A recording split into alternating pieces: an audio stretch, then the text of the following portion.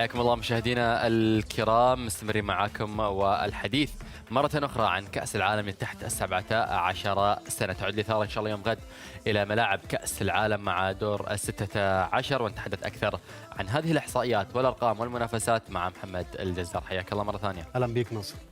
طبعا 8 مباريات راح تحدد أكيد أطراف ربع النهائي والثمانية الكبار في هذه النسخة المثيرة من كأس العالم. من خلال الارقام والاحصائيات، من رايك من هو المنتخب الاقوى هجوما والاقوى دفاعا حتى الان، ما هي ترشيحاتك للمتاهلين للدور المقبل؟ يمكن بخصوص الاحصائيات في مرحله دور المجموعات اضافه الى الدور ال 32، اقوى هجوم في البطوله هو المنتخب المغربي، سجل 17 هدف مقابل 9 اهداف هزت شباكه. يمكن طبعا الفوز التاريخي الكبير على كاليدونيا الجديده 16-0 هو اللي وضع المغرب في هذه الاحصائيه، وطبعا كان فوز كبير وتاريخي وهو الاكبر في تاريخ بطولات كاس العالم ككل. المنتخب المغربي رغم تاهله الى ضمن افضل توالت لكن استطاع انه يستكمل المشوار بالفوز في المباراه الماضيه على المنتخب الامريكي بركلات ترجيح. ياتي بعد المنتخب المغربي ثاني اقوى هجوم المنتخب البرتغالي، له 15 هدف عليه 4 اهداف.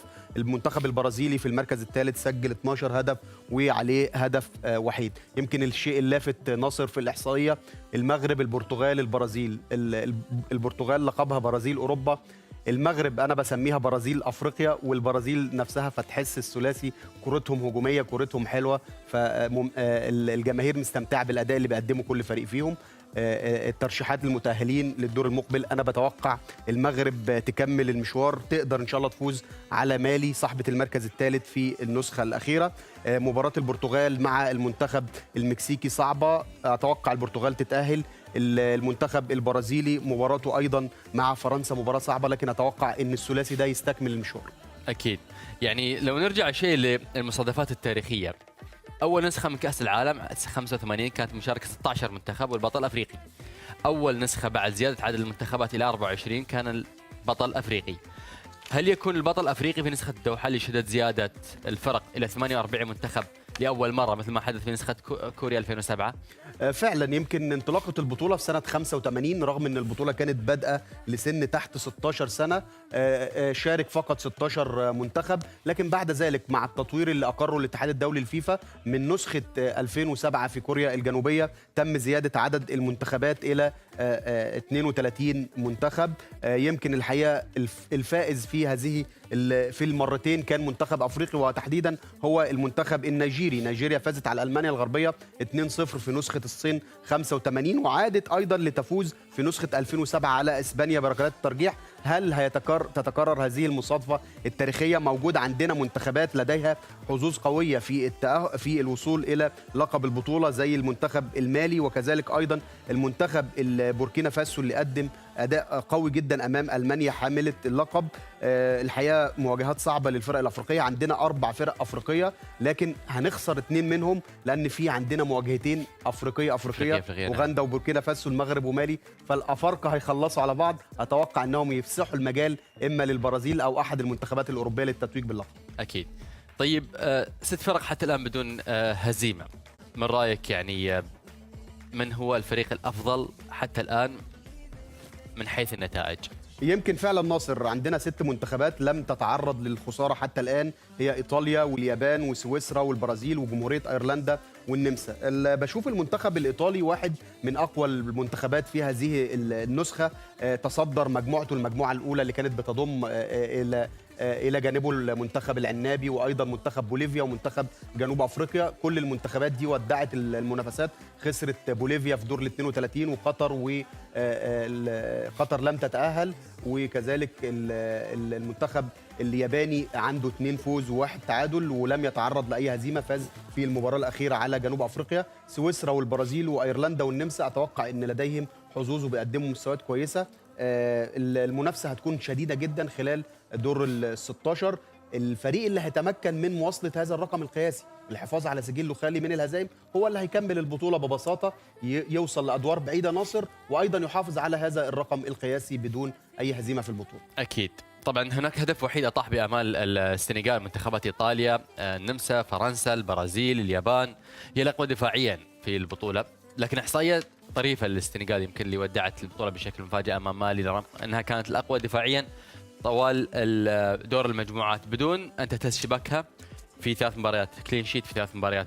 هل يمكن ان تقربنا اكثر من السيناريو الطريف لاسود التيرانجا محمد؟ يمكن نصر السنغال خلال منافسات دور المجموعات حافظت على شباكها نظيفه ولم تتلقى اي هدف على الاطلاق، والكل توقع ان من خلال هذا الدفاع القوي يتمكن المنتخب السنغالي من مواصله مشواره في البطوله. لكن الحقيقه وخصوصا كمان ان المواجهه اللي كانت في دور ال 32 مع اوغندا اللي بتشارك لاول مره في تاريخها، لكن بهدف وحيد هو الهدف الاول في مرمى منتخب السنغال اللي سجله الكامبيو. الحقيقه اطاح بامال السنغال ولم ينفعها الدفاع القوي طوال دور المجموعات، لان في النهايه زي ما انت عارف اهم شيء في مرحله الادوار الاقصائيه ان انت تحافظ ايضا على الدفاع القوي، فكان هدف وحيد يطيح بامال السنغال تماما ويخليها تودع البطوله بهذا الرقم القياسي. اكيد طبعا المنتخب الفرنسي يفصل عن البرازيل عن ال100.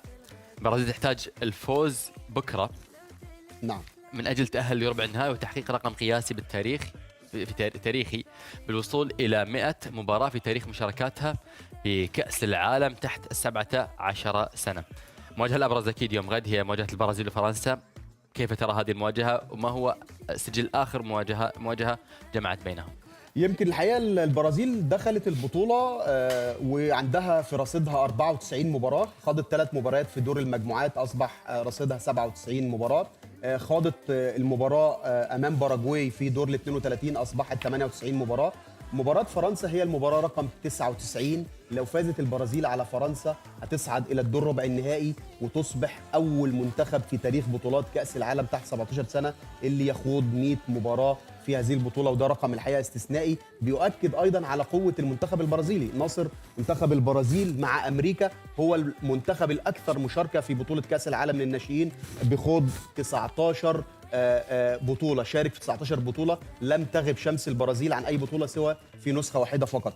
المنتخب البرازيلي الحقيقه قدامه فرصه كبيره جدا، لكن المنتخب الفرنسي منتخب قوي ومنتخب عنيد وعنده دفاع قوي جدا، هو واحد من اقوى 5 فرق دفاعيا في البطوله مع ايطاليا والنمسا والبرازيل واليابان. الهدف الوحيد اللي هز شباك المنتخب الفرنسي كان في مباراته مع اوغندا في دور المجموعات، طبعا خسروا 1-0، لكن كان المنتخب الفرنسي كان قد ضمن التاهل في هذه البطوله وصعد صعد بفارق الاهداف، لكن المنتخب الفرنسي منتخب قوي. اخر مواجهه جمعت الفريقين كانت في نسخه البرازيل 2019، وكان حقيقه سيناريو هيتشكوكي. فرنسا بتتقدم على البرازيل في نصف النهائي على ارضها وسط جماهيرها بهدفين نظيفين، لكن بتعود البرازيل بريمونتادا تاريخيه وتتمكن من تعديل النتيجه 2-2 وتفوز ب3-2، وكانت فرحه كبيره جدا للفريق البرازيلي اللي كان الكل بيشكك ان قدرته على تحقيق الانتصار في هذه المباراه. عوائد مباراه البرازيل وفرنسا مش بس على صعيد منافسات بطوله كاس العالم تحت 17 سنه، ولكن ايضا على صعيد منافسات الكبار. ولو تتذكر نهائي كاس العالم 98 بين فرنسا والبرازيل وهاتريك زين الدين زيدان الشهير اللي قاد فرنسا لتحقيق اول لقب كاس عالم في تاريخ فرنسا، وبعدها اصبح زين الدين زيدان هو الافضل وهو النجم الايقوني لكره القدم في فرنسا. فهي مواجهه سأريه بكل ما تحمله الكلمه للصغار والكبار. اعتقد انها هتكون مباراه بمثابه نهائي مبكر ناصر لنسخه الدوحه من بطوله كاس العالم. باذن الله. كل شكر لك محمد الجزار اعلامينا العزيز، دائما ما تتحفنا بالاحصائيات والارقام اللي تعطينا اياها بشكل دائم مع كاس العالم تحت 17 سنه. كل شكر لك محمد. مشاهدينا الكرام، وصلنا معاكم الى ختام هذه الحلقه، نشوفكم بكره على نفس الموعد، في امان الله.